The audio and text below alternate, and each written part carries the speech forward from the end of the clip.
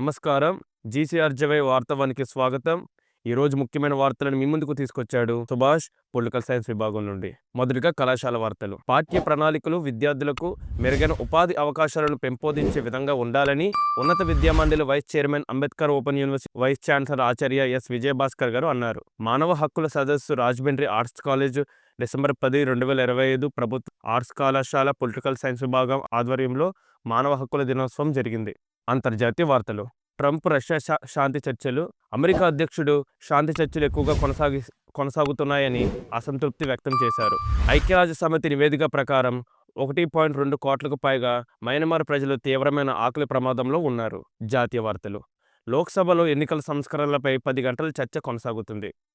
America భారత వాణిజ్యం. America భారత బియ్యం దిగుమతులపై కొత్త టారిఫ్లు విధించే అవకాశం ఉందని సంకేతాలు. రాష్ట్రీయ వార్తలు. ఆంధ్రప్రదేశ్లోని విశాఖపట్నంలో నూతనంగా ఏర్పాటు కానున్న ఐటీ సంస్థను ముఖ్యమంత్రి నారా చంద్రబాబు నాయుడు గారు ఈరోజు భూమి పూజ చేస్తారు.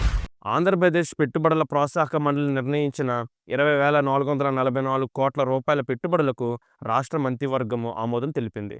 క్రీడా వార్తలు. 2025 Asia cricket council ACC under-19 Asia cup నేడు దుబాయ్లో ప్రారంభం కానుంది.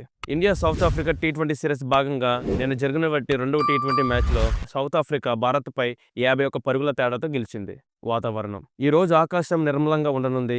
గరిష్ట ఉష్ణోగ్రత 31 డిగ్రీల సెల్సియస్, ఉష్ణోగ్రత 17 డిగ్రీల సెల్సియస్. నమస్కారం.